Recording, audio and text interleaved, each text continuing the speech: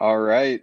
Welcome everyone to our annual Voices in Conservation panel. I am thrilled once again to be able to be your moderator. We have an amazing panel of contributors here. I'm thrilled to be able to know these people. They're awesome. I know some of them better than others, but we've had fun getting to know each other over the last week as we've prepared for this. And I can guarantee you this is going to be an amazing conversation. It's going to be a lot of fun.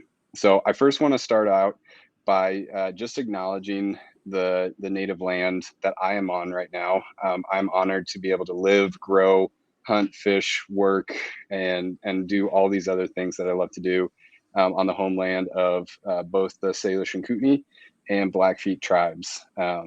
It's an amazing place. It's beautiful. I love being here, and I love the ancestral and historical knowledge that is shared amongst the people that were indigenous to this place. So with that being said, my name is Marcus Strange. I'm the State Policy and Government Relations Director for the Montana Wildlife Federation. I reside in Montana, which is a great honor. I love this place. I love getting to work every day to engage people in the outdoors. And with that, I think just for simplicity, I'll call on our panelists to introduce themselves, and then we'll dive into a kind of a round robin initial discussion. So feel free to ask questions in the chat, make comments. We'll try to tackle them as best we can and make this a interactive conversation. So I'm just going to start as I see you all. Anna, would you start and introduce yourself? Yeah, thanks, Marcus, and thanks everyone for inviting me back. My name is Anna Lay. My pronouns are she, hers, and I currently reside in Denver, Colorado. I was an educator at Yellowstone National Park for the past few months, and now I'm kind of just hanging out and still doing things on the side. But I am a new board member with Montana Wildlife Federation as well. Ooh. All right, Alex. Hey, I'm Alex. My pronouns are he, him, his, and I also am lucky to live in the ancestral homelands of the Salish, the Pend d'Oreille, and Kootenai tribes, and yeah, grateful to those who have and continue to show us how to care and be here on this land. I started and run an outdoor program called Here in Montana that works with the BIPOC community for the whole state. Awesome. Thank you. Cindy. Hi, my name is Cindy Steitz, and I am from West Central Indiana, born and raised. My pronouns are she, her, and I was just in Montana over the weekend hunting mule deer. So while I don't reside in Montana, I certainly do love everything about the state. But yeah, I work for Hunt to Eat. I'm the director of education there. So my main objective is teaching new people how to hunt and understand what it means to be a hunter and what responsibility comes with that. I love it. You're going to have to come back and we'll get you a deer next time. Oh, I got one. I got a doe. Oh, you did? So, yeah, I did on the last day. Oh. Yeah. Okay. Never mind then. You're good to go. Okay. I don't see Donna on yet. We do have another panelist. Donna, it looks like they're having a little bit of trouble getting on. The wonders of technology. We'll let Donna give an introduction once they're able to get on. In the meantime, I do want to kick this off just by asking you all a very broad question. And so feel free to take this wherever you want. There's no right or wrong answer. But, you know, over the last couple of years, as we've been battling, you know, with social changes, the pandemic, there's a lot going on. We've seen a lot of growth. There's a lot of room for growth. And so I ask each of you, where, from your perspective, do you see the next opportunity for growth in terms of DEIJ work in the outdoor space? We'll narrow the focus down as we go throughout the conversation, but I just want to start with this broad question of like, where do we go next? What's the next step? Let's start with Cindy. I had a feeling you were going to point me out. I think for me, and this is going to be solely based off of what I do and what I'm most involved with, which is a very narrow scope. So it's the hunting and angling communities. So speaking to that, I just think that we need to ensure that the space feels welcome to anyone and everyone. And that has not always been the case. And now I want to be clear, I have only been a hunter for 9 years. So I still consider myself very new, but I'm not new to what the hunting community always looked like to me. So, I had my own, ideas of what that was. But now that I'm really a part of the community and I try to be active in the community and advocate for new hunters coming into this space, I feel like the biggest hurdle is making sure that everyone feels welcome. And that says a lot in the hunting space, I think, because it's traditionally been, straight white male. It's been passed down generation to generation. Well, now a lot of those generations are getting skipped and it's not passed down as much. So other people are coming into the fold. And I think that's a good thing because it's not the traditional setting for them. And that's good. But we need to keep working on that. I think we're on the cusp, but we've got a long, long, long, long way to go, I think, for people to really feel comfortable coming into our space. So, and I say our space is, it's not even mine. I'm a woman, and that's, still a minority group of people in the hunting space. So it needs to feel welcome to everyone. And I, like I said, we're on the cusp, but we have a lot of work to do. I love that. Thank you for that perspective. And I do just want to reflect to both our panelists and our listeners. This is a discussion about the outdoors broadly. And so, I consider myself a hunter and, obviously Cindy, your experiences with hunting, but this can be a broader discussion than that. And so, I'm going to talk about hunting. I love that you just talked about hunting, but we can talk about this very broadly.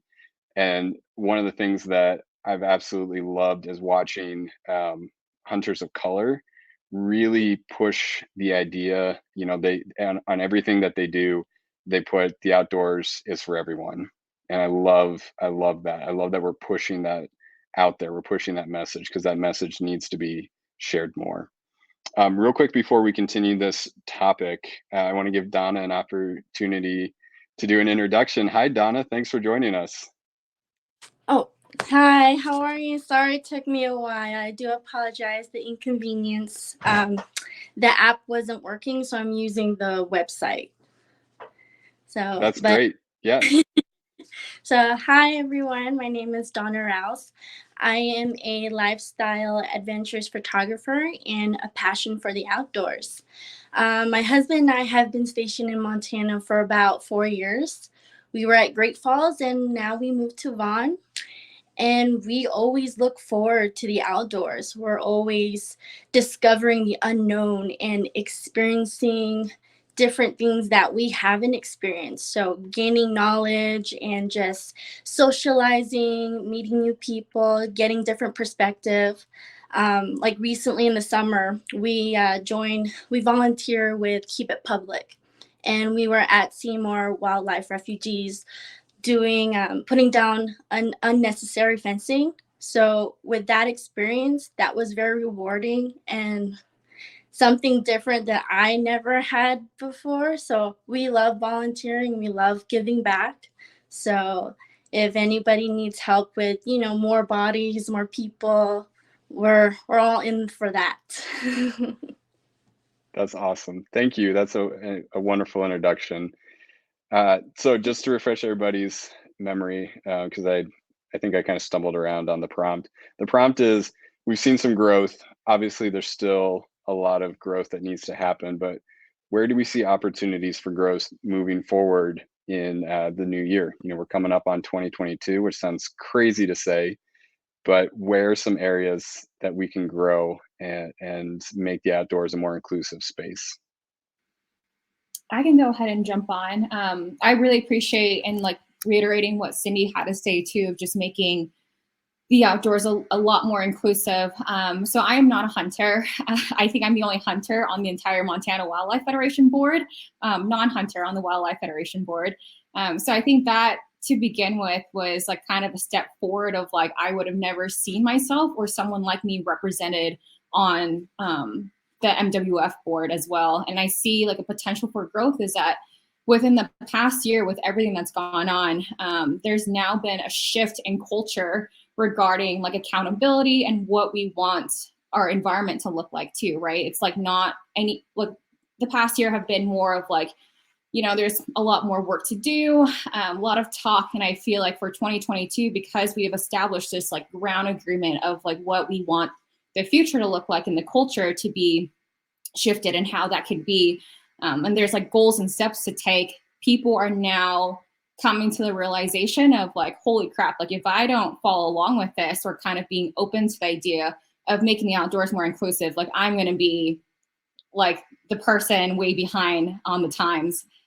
So I think there's a lot more hope for the future. And also just within the next few years, I'm just really pushing for a lot more conversations, but then couple that with action as well, because if you're just going to talk about it, nothing's going to be done. Thank you. That's an incredible perspective.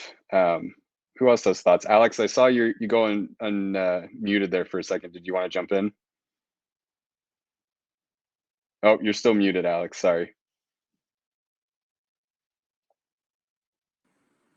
I was hoping that everyone could just read my mouth and catch my vibe. I think a big thing moving forward is education and opportunity.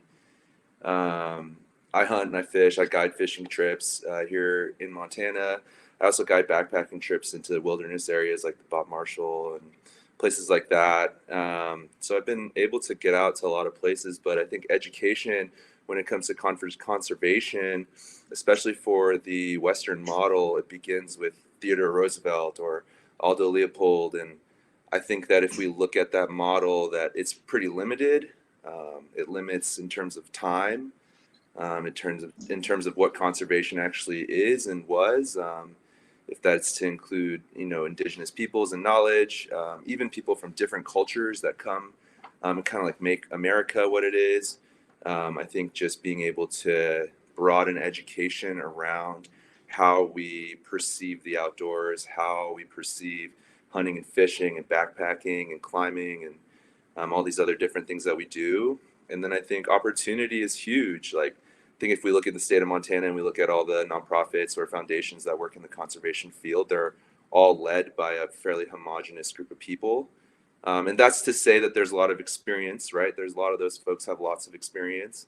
But if we want to talk about equity and talk about positions of opportunity to bring a voice on, it often comes with, having to give up a seat somewhere or having to rebudget or reallocate your funding or figuring out, we already have someone that's doing outreach. Can we hire another person to do outreach?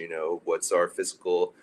And so I think opportunity is huge, especially where I'm at. I know that there's a lot of outdoor foundations, organizations, things like that. And if we look at their board, if we look at their staff, it's pretty homogenous. And I think that on an external level, it is a welcoming space to an extent, but on an internal level where money hits the books, it's pretty exclusive still.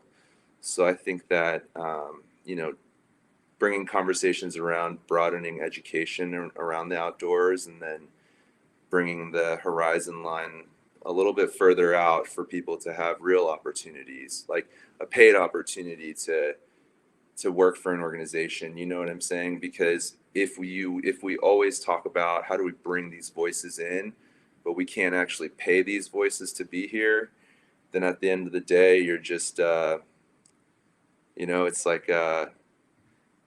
it's like speed dating, not a commitment, not a committed relationship. I got the cold sweats when he said speed dating. I don't know. That's no. Donna, do you want to share anything on this idea of, what are some opportunities to make the outdoors a more inclusive space? I would say I'm all in, especially since I'm new to everything else. It definitely takes encouragement. Like, I had this, I had a throwback or brain fart saying that, you can't force somebody to do something that they're not sure, but you can encourage them by giving them, the resourceful information and giving them the knowledge and giving them, like, putting them in the right direction.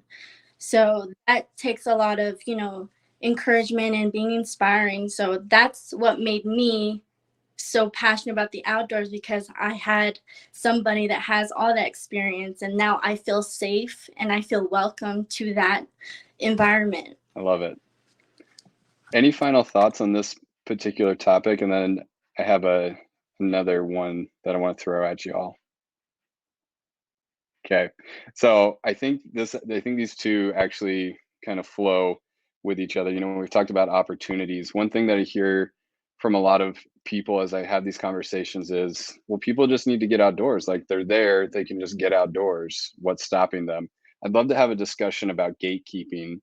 If someone feels comfortable talking about what gatekeeping is, and then I want to get like down in the weeds for a second, and like share some examples of like gatekeeping that you have experienced, because I think sometimes we talk about this and we say there's these barrier to entries, but I'm not sure if people are aware of what that actually looks like.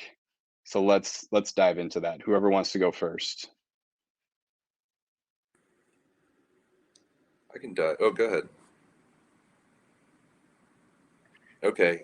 Sure. I mean, I run an outdoor program here in Montana where we help people get outside, beyond just like the basics, right? Like, we can do like basic hiking stuff, but we do like 5-day overnight trips or overnight rafting trips or fishing on rivers and streams and scouting and things like that. And I think a barrier is like on the physical level of, or sorry, like what's in front of you in terms of like rules and legislation and where to do things legally and what's not legal. Like, there are those parts of it, but then there's also kind of like the meta part of it, which is like the social part of it, which is, if you don't see yourself out there, or if you can't afford to wear the things that you see people wearing, it might make you feel out of place. Or if you feel like, you're too young or too old or too whatever it is, there's all these different kind of like social stigmas. So I think that there's like different layers to what a barrier can actually be. But I think here where we're working out of, a big barrier that we see is the fear and the misunderstanding, or maybe the not understanding of what's legal and what's not legal, because that's huge. You see a game warden in their big old trucks with their rifle in the back and their big lights, and you're like, dude, I don't want to talk to that person. Like, what if I'm in the wrong fishing access spot, and like, what I'm gonna get my, and then it's like, well, first you should have a fishing license and then figure out, where's good, where's bad. And there's all these other things that go into you putting your feet in the water and actually casting a line. Like, there's probably like 20 steps before you even get to that point. And so I feel like a barrier might be, again, going back to education and the access to that sort of knowledge.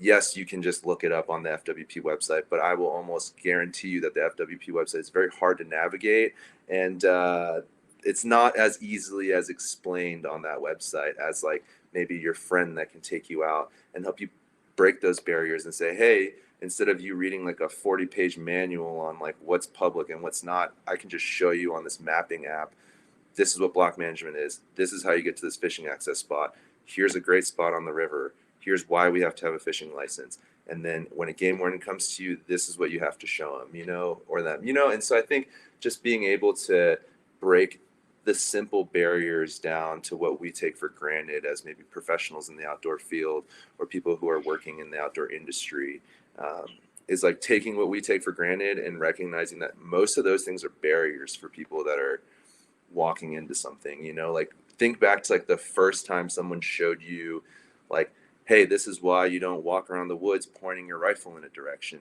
Like, probably didn't know that, like, you know. And so it's like that basic moment right there is a huge stepping stone to like breaking these bigger barriers down that might be more existential per se. Cindy, you want to go ahead? You're fine. I can wait.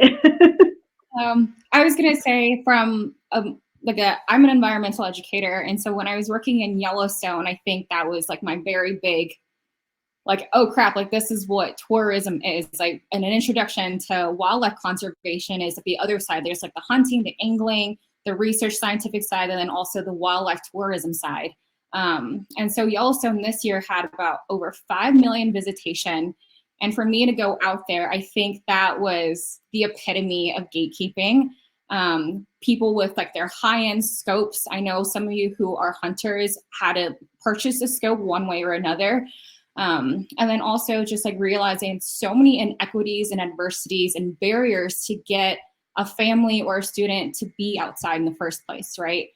Because Yellowstone National Park is located in Montana and part of Wyoming and also Idaho. The travel can be costly for a family, the ticket to get into the gate as well, kind of the resources to actually see the animals out there.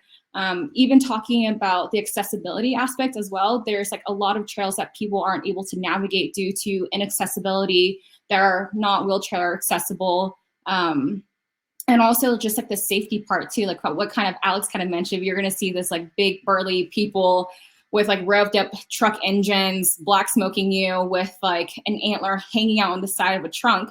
You're probably going to be like, I shouldn't be here right now. It can be very dangerous as well. So because I was one of the few women of color educators out in Yellowstone National Park, there were instances where a lot of other tour guides and also the tourists themselves had a lot of like prejudice and racist rhetorics. And I know that increased tremendously over the past few years. And so kind of looking back at that of like that gatekeeping aspect of having to turn away families and students to see something as special as like a wolf out there or a grizzly bear out there due to not being able to share your scope, or even having people pay like $40 to $50 a day to have an entrance into Yellowstone National Park. And to this day, Indigenous people still have to pay to get into national parks themselves, which is pretty insane. And then also realizing that some people just don't feel safe out there, and it's a culture that's constantly being perpetuated, right? Like there's just lack of people of color and accessibility to the outdoors, physically as well. And I think that that whole gatekeeping mentality really hinders certain people from caring about conservation issues, right? Because right now I hear kind of like, oh, those people don't care to get outside, or why don't you just go outside and go camping? It's not that hard, or camping should be free and affordable. But in reality, it's really not, especially for a lot of rural communities, a lot of people of color, a lot of inner city youth, and a lot of low income to middle income families as well.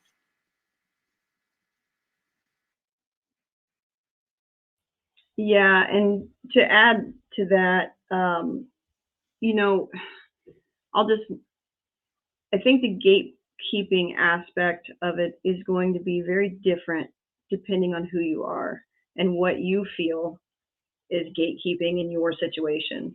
For me personally, as a hunter who is a woman, I oftentimes go into places by myself. I hunt in the same vicinity with my boyfriend, but we don't hunt together because, well, we'd kill each other if we did. But I go off by myself, and we may be 5 miles from each other on public land. And I've had a lot of instances where I have been approached by men who've walked in and they're like, why are you here by yourself? What, you know, where is your husband? Where is your boyfriend? Where is whoever? And it's almost made me feel a little bit like they don't necessarily think I'm capable of being there. So as a woman, that could be considered gatekeeping. Also, I had experience with one of our hunt camps that we hold for Hunt to Eat in South Carolina last year. And I'll just give this example. One of our camp attendees was a Black woman from Nashville, and she was attending our camp. And there was another student who had thought she had shot a deer, and so it was dark, and we all went to look for this deer, right? So it's dark outside. We're in the middle of nowhere, South Carolina, and my mentee, who is a Black woman, was with me, and I said, well, this is what we're going to do. We're just going to pile down into the woods, and everybody has a flashlight, and this is what we're looking for, and you have to look real close to the ground.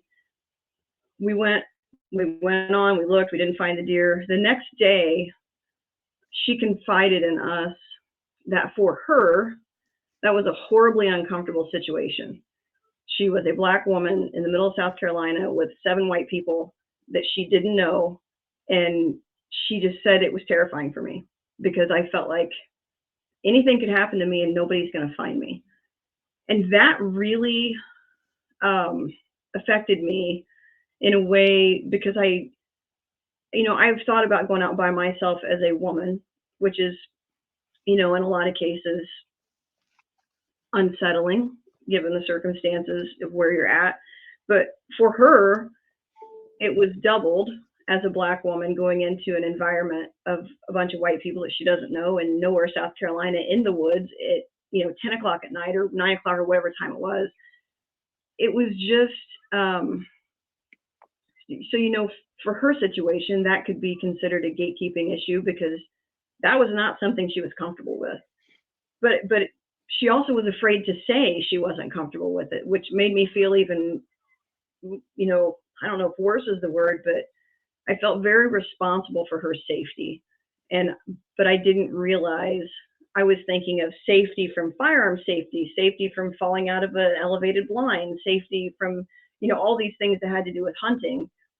But it didn't register with me about her safety as a Black woman in an environment with a bunch of white men and women that she didn't know in a place that she wasn't familiar with.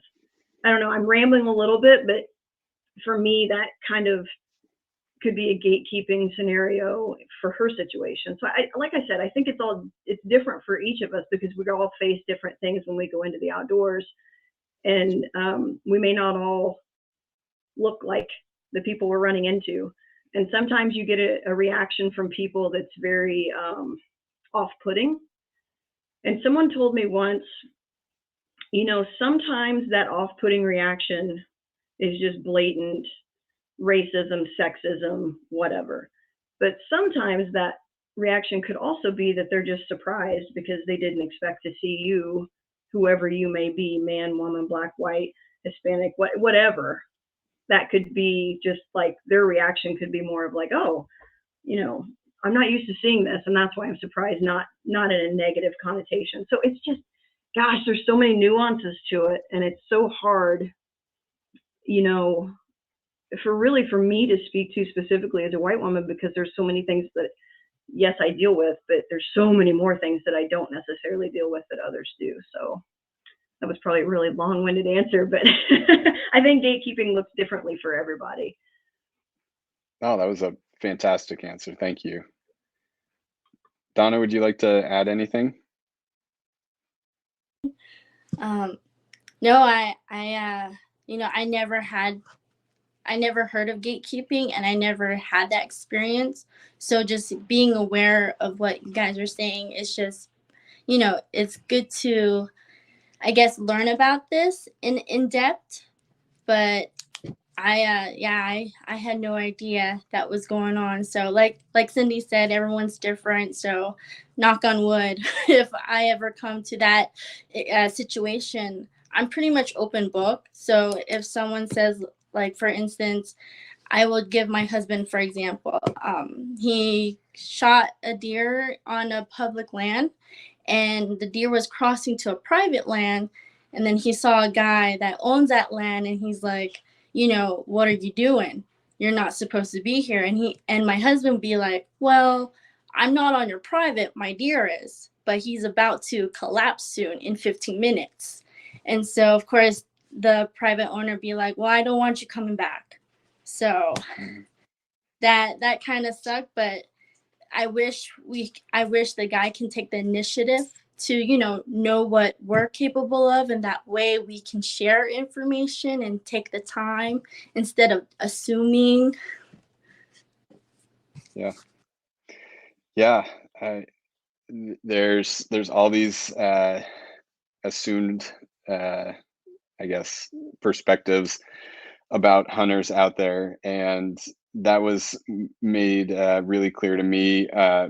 This happened after our last Voices in Conservation panel that we did, and I've been kind of saving in my back pocket. But I was out with a friend who, I don't want to speak for them how they identify, but they have some Native American heritage, but they're white passing, and we were signing in at this BMA, and this gentleman rolled up and was also signing in with us at the same time and made some very racist and derogatory comments about Native Americans in front of my friend. And because I don't know exactly like how much they identify with that part of themselves and what they're comfortable with, I just kind of sat back and watched, and my friend handled it very well. But it was a perfect example of the kind of gatekeeping that we see a lot in Montana, where we make assumptions about people based on how they look, and then we put up these barriers that make people feel uncomfortable and doesn't allow them to fully tap into the outdoors. And yeah, it's a bigger problem than I think we recognize in this state.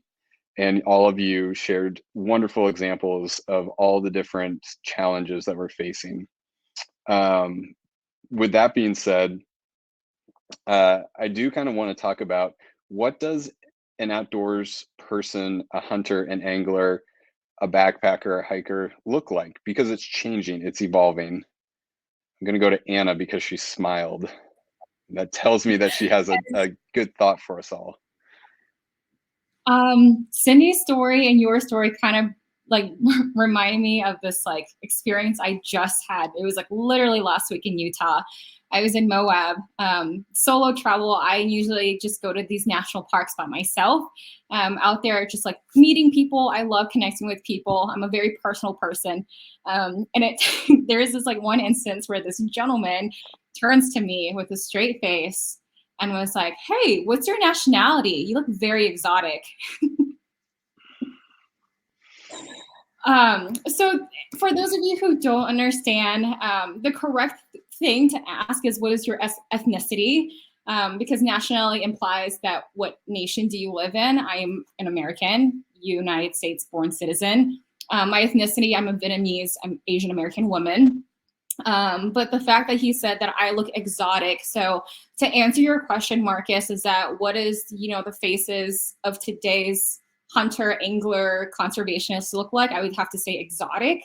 That's not a correct terminology to use whatsoever. And it goes back to that whole gatekeeping too, and also makes a person feel very uncomfortable. And then 2 weeks before that incident, I was out taking a picture of a beaver, but this volunteer had showed me to go down to this bank, hide out into the bushes, wait for these 3 beavers to come out.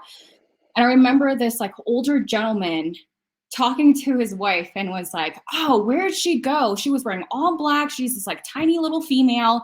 And he's literally going into the brushes, like looking for me. And I can just hear, and I'm just like, oh my God, I'm out in the middle of nowhere right now. And this person is literally looking for me right now, right? And I'm kind of scared. I can't cuss on here. I'm just scared right now. And so it turns out that he ended up finding me in this brush out in the middle of nowhere. And he's like, "Oh, there she is."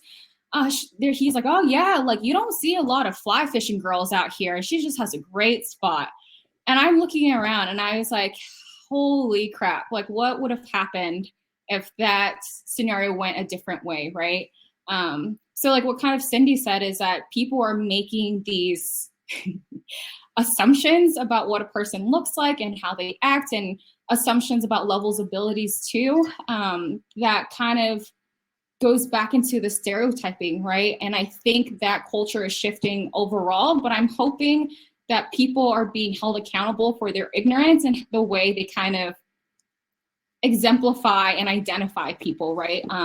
Because there's like no way that Cindy should go out, Alex should go out, Donna should go out, you should go out, and have people call out on your talents based on what you look like, or kind of your level assumptions based on how you act or what you look like as well. And so I think, and like a positive note, I'm seeing now more of my friends being very inspirational out in the field, and kind of taking over space too. I kind of like to say that, like taking space up of like being different from the average like older white men out there. And then what Alex said, like more homogenous. And now when I'm out there, I'm like, oh, I can find friends and have a safer space. And also if a group is homogenous, their perspective may not be too, right?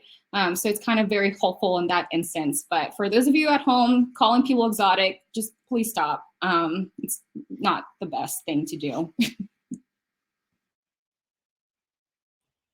And I wanted to add, talking about recent experiences, just last week on Thursday morning, I had scouted an area for some mule deer, put the deer to bed, went up, slept in the back of my truck on some BML land, and then I went back in the next morning and I pulled in and I was the first one into this spot, and it's a huge block management area. And 3 pickup trucks pull right up next to my truck, and I thought, okay, it's public land, it's fine, even though this is huge area and this is where they're going to park. But a man got out of his truck and he walked toward me and he said, "Where are you guys going?" Well, first of all, he thought that I was a man because I'm misgendered all the time because of my short hair and my ball cap and whatever. But I said, well, it's just me, and I'm going back to such and such area, and I'm going to go back on the very back to the BLM. And his response was, well, that's where we're going. I said, okay. And he said, well, we've hunted here the last 3 days. And I said, okay, I scouted here yesterday. So you're really going to go back there? Yep, I'm really going to go back there. And he goes, and you're by yourself? Yep. And so I said, look, I drove here. I'm by myself. I drove here from Indiana. I'm hunting by myself. I have a mule deer doe tag. I scouted them. I found them. This is where I'm going to go hunt. And you guys are welcome to come in there also. It's a big place.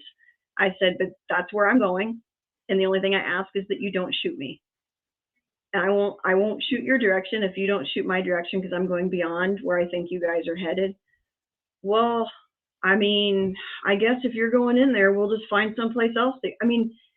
He was almost expecting me to say, oh, I'm the nice lady and I'm just going to it's okay. You guys go in there. You've been in here for 3 days. No, I finally reached a point in my life that no, the answer is no.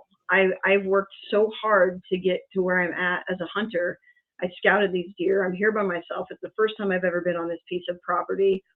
I'm going to go after them. And if you guys want to come in after me, you're welcome to, but you're not going to intimidate me to go somewhere else just because you've been here the last 3 days. So and it was 6 guys and 6 men, and I'm by myself, and I have my rifle unloaded at the time. So it can be very like you were saying, you're out there by yourself, and what it would have happened if it had went the other direction, or what if something bad had come from that. And I'm very thankful it didn't, but I was also very, very stern in my words that this is where I'm going.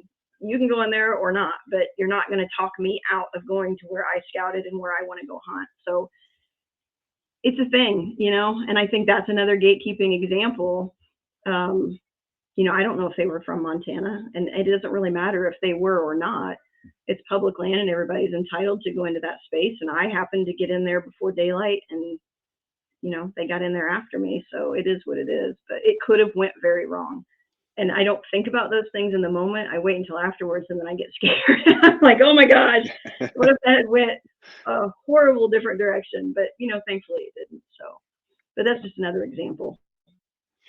Yeah, I think that's a good example. You and I will have to talk offline, because I had that happen to me twice. And, I get away with a lot of stuff because I look the way that I do, which is a huge benefit and privilege in the hunting space. So, but we'll talk offline.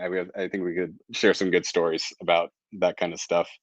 I just want to interject. I'm noticing kind of a trend in all these conversations, and I don't know where we want to take this, because I do want to come back to this. I do want to talk about what the face of of hunters today looks like, both literally and figuratively, because I think why people are hunting and what gets them out of doors is also changing, and so we should talk about that as well.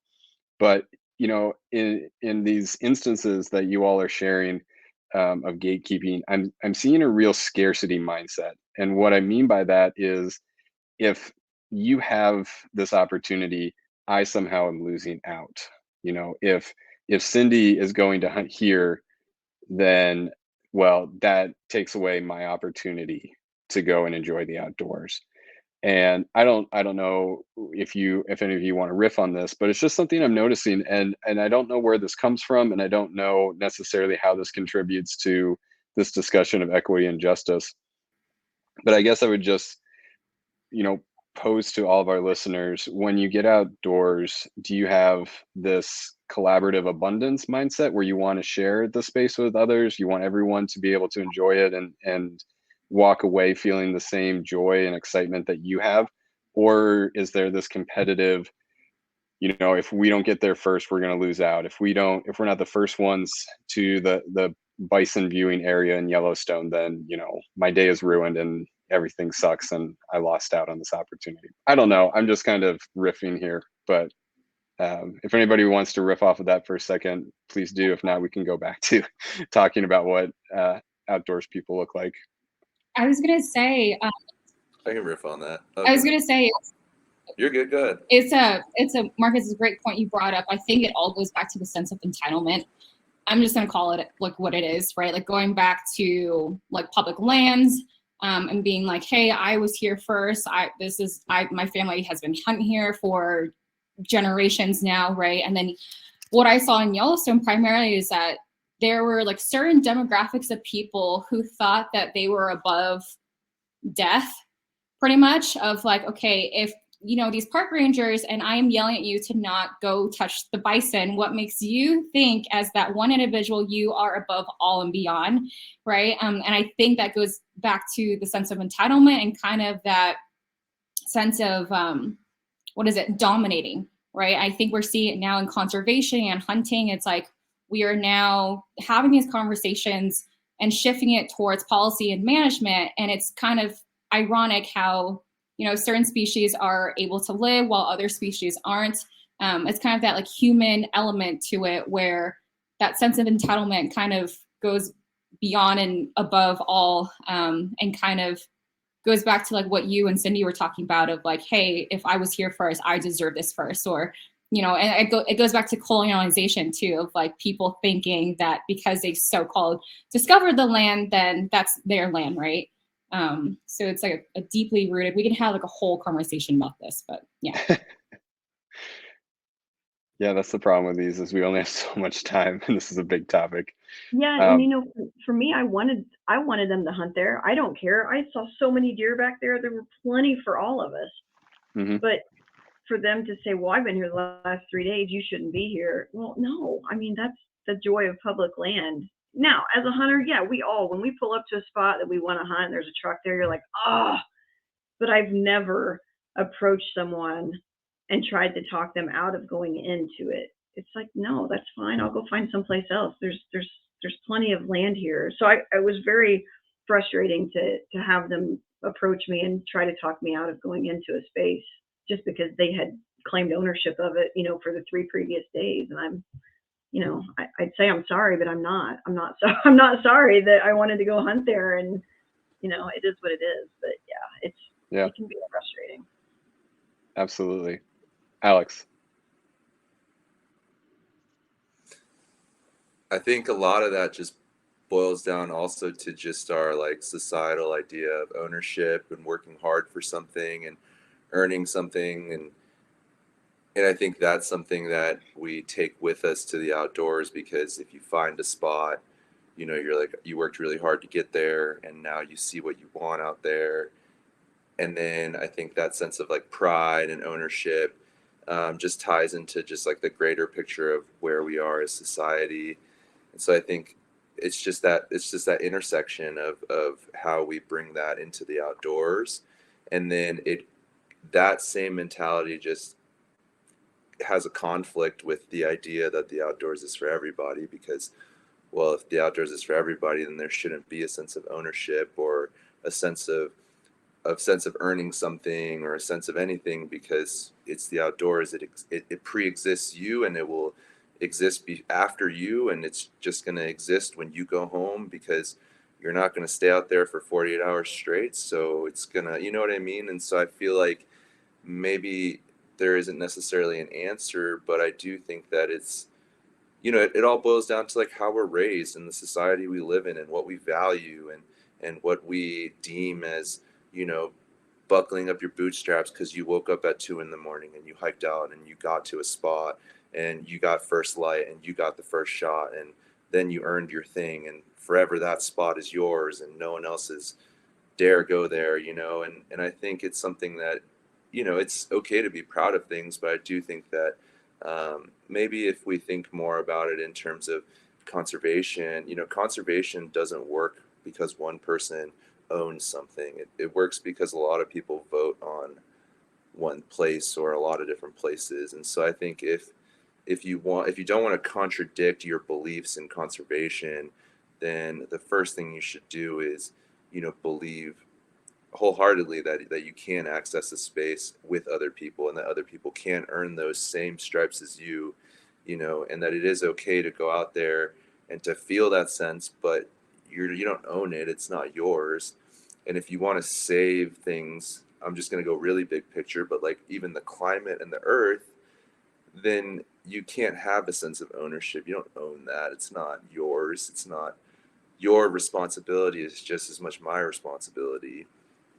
But so I think there's a bigger picture that plays into it. And I think that, especially like in a space like Montana where there is so much open land, we think about like, yeah, we never see people there, but that doesn't mean that people weren't there before you or after you, And so I think just coming at it with the mindset that even though it might feel scarce to you in the moment, at the end of the day, that's just what you're feeling by yourself. No one else is probably feeling that way. So, like get over your feelings and really think about it on a bigger picture, because you holding a spot to yourself isn't going to necessarily protect that space or maintain that space.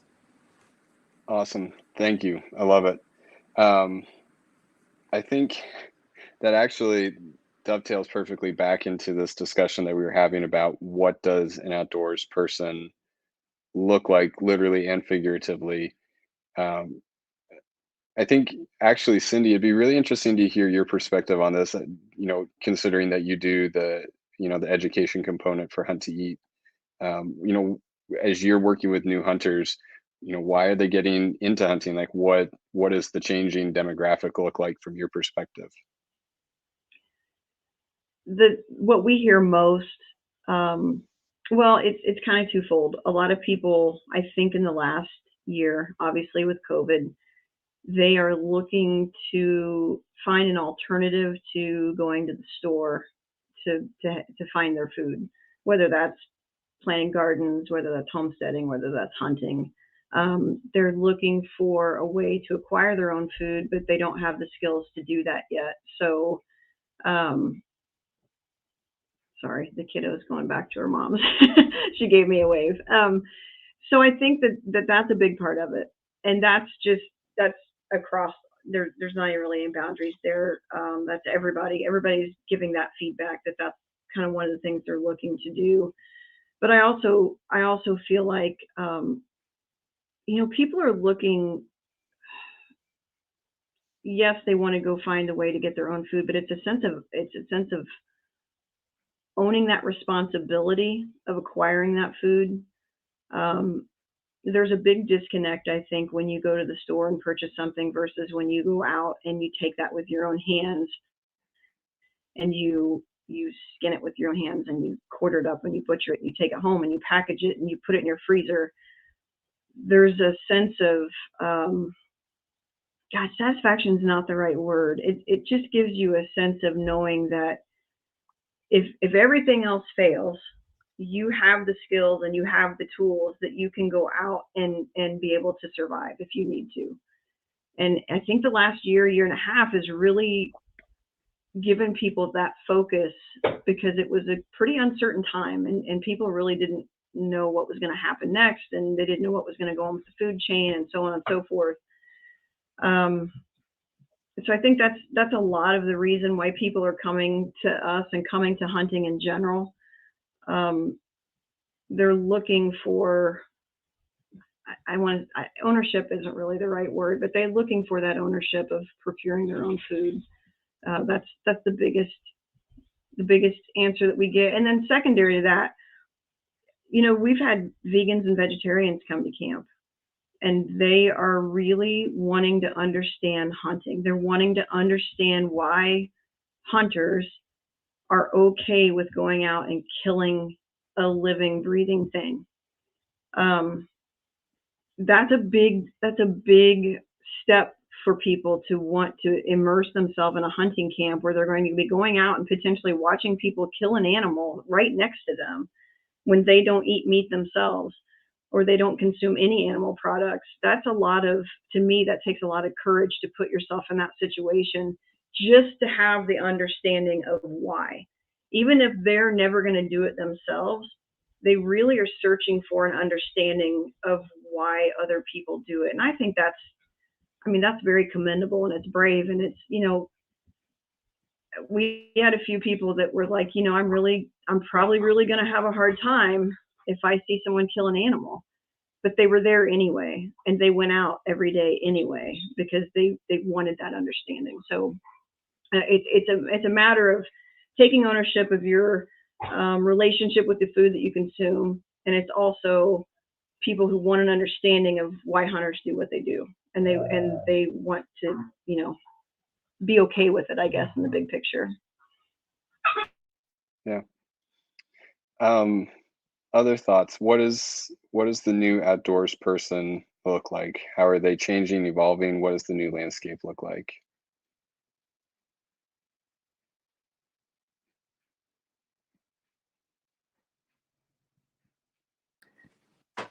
So I want to say something. So I haven't had I wouldn't say negative, but with my experience, how they look like to me, they are inviting. So I'll give you an example of my experience of last year hunting. We went to Loma, and we were gonna get a mule, and we saw 5 hunters, and we were there at the same time, and we saw each other, and we just we were asking oh, where are you hunting? And we're like, oh, we're hunting you. I was like, me too. Well, happy hunting. Let us know if you need any help. That was just awesome. Just hearing that, I was like, wow, that's a really great encouragement. Also, we're both inspiring one another. So it's I would say I wish I could meet more people like that, instead of oh, I was here first. We don't own anything. The land doesn't own us. Everybody's welcome to the outdoors, and it's supposed to be like a family. So it's kind of like saying, someone said that, my neighbor said that you can't raise a child without the village. So it's kind of saying that, the wilderness doesn't need us, but we need the wilderness. Yeah, thank you. Thank you for that. I love, one of my favorite quotes is by Walt Whitman, and it's be curious, not judgmental. And I think I'll just end this particular discussion topic by just saying the demographic of those who are venturing into the outdoors is changing, and we can't make assumptions about people. We shouldn't make assumptions about people. But we can't assume anymore. I love, one of my favorite things is when people talk to me and they assume that I know, the ins and outs of hunting or outdoors, and I'm like, I've only been doing this for 7-8 years. Like I literally know nothing. I'm the least knowledgeable person in this room. Yep, you get it. So let's make less assumptions about people and ask more questions and get to know them, get to know what their outdoor experience has been like. Which brings us to our last discussion topic, because we are getting close to the end of our time together. What for people that want to contribute to making the outdoors a more inclusive and diverse space, I would love to hear from each of you. What is one step that someone listening tonight can take towards that goal? Because a lot of people want to help, they want to make a difference, they want to do better, they want to grow, but they don't know what to do. So let's start with Alex, and we'll just go around, and if each one of you would share something that our listeners can do to make the outdoors a more inclusive and inviting space. All right. I think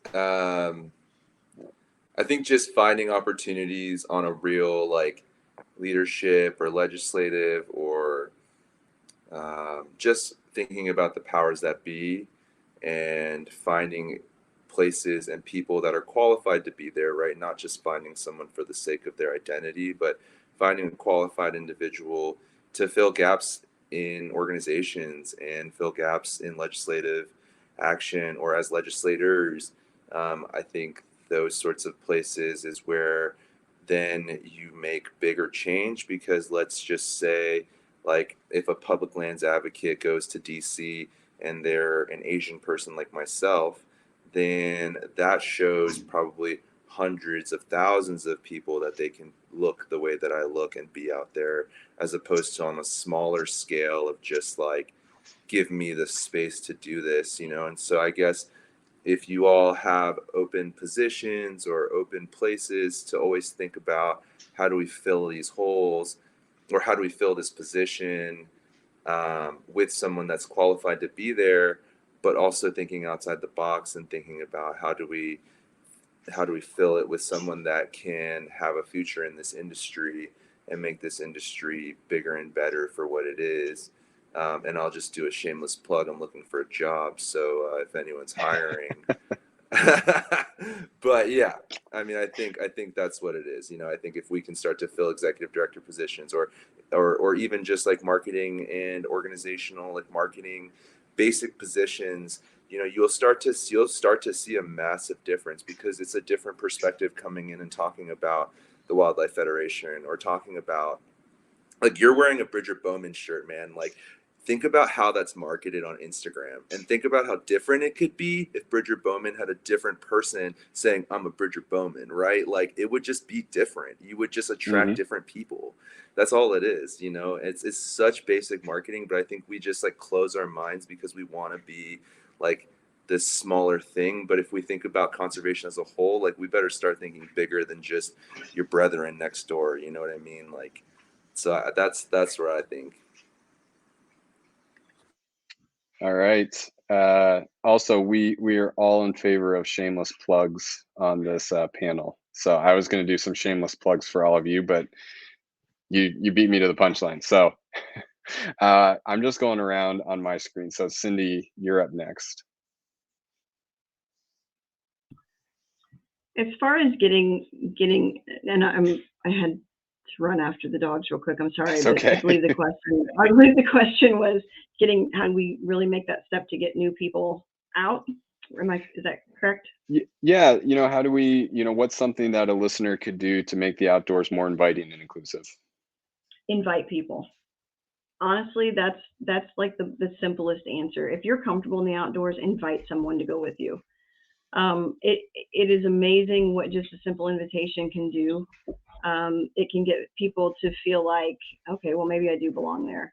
It can give them the confidence if they go out with you and learn something new, that potentially they can go out on their own the next time, or they can potentially ask different questions or go out with other people. And then that's just going to snowball. And then when they get comfortable, then they're going to take somebody new. So I honestly, and I know it's such a simplistic answer and it's just rose-colored glasses, but invite somebody, take somebody with you. And I'm not tooting my own horn, but I'm going to tell you, I've never had so much enjoyment that I've had the last 2 years of taking new hunters out. I hunt with new hunters more than I hunt by myself. And I get so much more satisfaction out of that. I don't care if I mean, yeah, I'd love to go fill a tag, but there's nothing better to me than taking a new person out and watching them experience everything for the first time and their face light up. And when things start to come together and they understand, it just doesn't get any better than that. So just invite people. It's that simple. I love it. And, you know, if you are comfortable in the outdoors, definitely invite somebody. And this can be scary. If you are uncomfortable in the outdoors, put yourself out there in a safe way. Make sure you're safe. You know your boundaries. But ask people. There are more people who are willing to help you than you would realize. And I realize that can be scary. And I recognize that there have been bad experiences. And if you've had a bad experience, I'm sorry, and I completely understand. But also just know that, put yourself out there, because there are people that want to help. And sometimes they just don't know. Yeah, and going back to what Donna mentioned about running into good experiences, let me just say, I've had far more good experiences running into people in the outdoors than I've had bad. I mean, far more.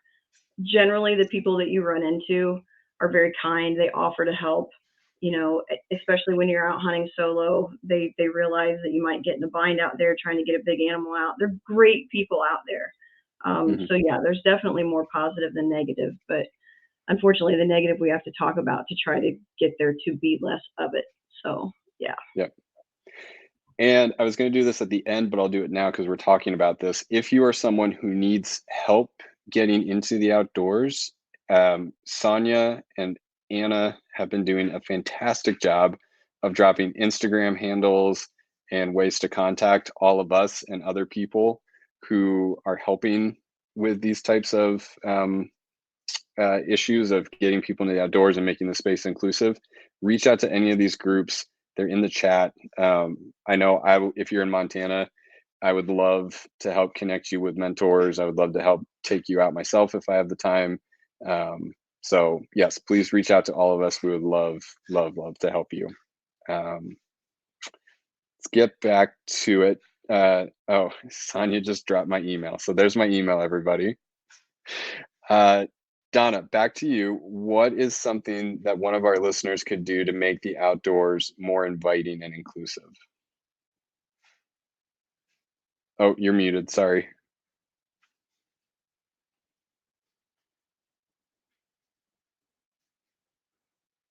Oh, we'll let her get back on. Oh, there you go. There you go. You're good. I was share the experience, give an opportunity for them to understand and gain knowledge. Absolutely. And I love if folks haven't checked out, you need to go check out Donna's photography. She's an amazing photographer and is definitely an inspiration for getting outdoors and having some outdoor adventures. Very cool photography. Thank you. I was gonna say we're me and my husband, we invited some few people that are interested in hunting, so we're super excited to share that experience and just have fun with nature and appreciate everything. I think what Cindy said, I definitely agree. It's rewarding, but also it's, I guess, heartwarming, because it's like everyone together and appreciating. It really touched the heart, to be honest. All right. And Anna, what is something that people can do to make the outdoors a more inviting and inclusive space? I'm gonna make a joke right now, but people usually say, be kind, which I think is just absolute BS. It's like every single problem in the entire world, and people just slap a be kind sticker on it and like solves the problem, right? So I would have to kind of reiterate what our good friend Jimmy Flatt from Hunters of Color said a while back, is that you don't have to necessarily give up your seat at the table, but just build a bigger table so everyone can sit down. So whatever that may mean to you, whether it's inviting people out, asking someone to share their story and being open and willing to listen as well. And then also just doing the hard work yourself. I think that DEI effort and being more inclusive starts with your own self, right? Unless you're going to pay your friend to kind of educate you. I always say, as long as you're uncomfortable, you're growing and you're learning. So please just stay uncomfortable and continue growing and learning however you choose to do so. And I'll build on that for a second. As someone who has had a lot of privilege, and like I said, I get a lot of passes because of the way I look and the way I show up in the world. The thing that I'm constantly working on, and I would encourage, people who are listening to work on this as well, is number one, do the work, like Anna said, but accept the fact that you're going to make mistakes and that you're going to have to apologize a lot, and be willing to do both of those things. Be willing to make mistakes, be willing to apologize, and do better next time. I'm not good at it, but I'm getting better at apologizing. It's been a good experience. Oh, there's my house guest. Yeah, so thank you all so much. You are all incredible human beings. I'm so honored to know all of you. You make the world a better place just by being in it, and you make it like 100 times better by coming and being on our Voices panel. So thank you all so much. I want to give each of you a kind of round robin last final thoughts as we sign off here. Let's start with Donna. Final thoughts. Feel free to share whatever you want. Plug your Instagram handle, where people can find you. This is your chance. Well, you guys can find me at Donna Rouse or Rusi. Sorry, I have 2 accounts. I can't keep up. But I would say I want to continue being in a team, getting everyone together, encouraging, inspiring, being motivated, and just continue to gain knowledge, because all of us can make a difference if we're in this together. I love that. Thank you. Anna.